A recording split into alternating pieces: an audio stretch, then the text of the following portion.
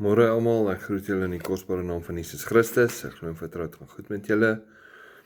Ek wil vanoggend vir ons lees uit Matteus 28 en ek wil vers 19 lees.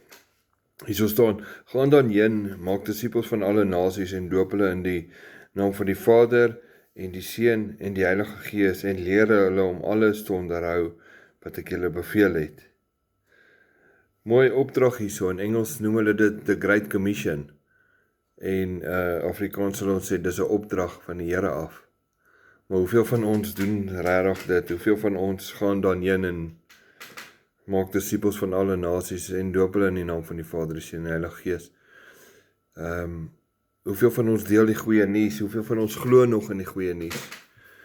Of is dit net, hou ons dit vir onsself? Ons is gered, ons is op pad hemel toe. En ons gee nie om oor die mense daar buite nie, mense wat verlore gaan nie, families, vriende. En dan vergeet ons wat die opdrag is. Dis die opdrag. Gaan dan heen en maak disippels van alle nasies. En ek wil ons almal aanmoedig, deel die goeie nuus, vertel hulle van Jesus.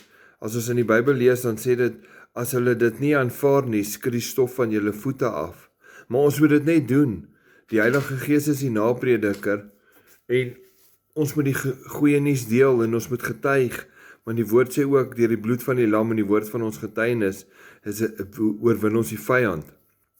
En as ons dit nie deel nie en nie doen nie, dan wat help het? Wat help het? Ons is uitgekies of uitverkies.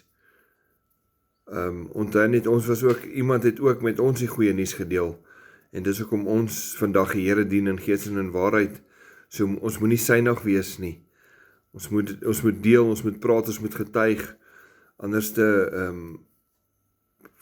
gaan ons siele verlore en mense verloor dan.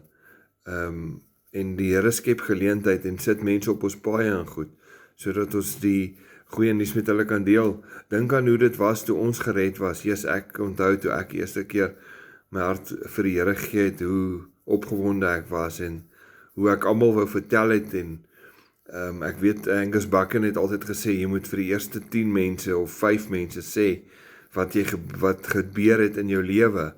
Maar hoeveel van ons doen dit nog? Hoeveel van ons deel die goeie nuus? Want dis die goeie nuus wat mense tot inkeer bring. Dis die goeie nuus van Jesus Christus wat mense se harte versag en mense hulle harte laat regmaak. Wees geseënd, lekker dag en mag die Here julle ryklik seën en mag die Here regtig hierdie week vir almal van ons geleentheid skep om die goeie nuus te deel, the good news, the great commission, die groot opdrag. Gaan dan heen en maak disippels van alle nasies. So ek wil julle uitdaag en ek wil graag hê julle moet getuig op hierdie groep van ons om te sê hoeveel van julle het die goeie nuus gedeel en wat was die verskil en wat was die uitwerking daarop. Wees geseënd, lekker dag.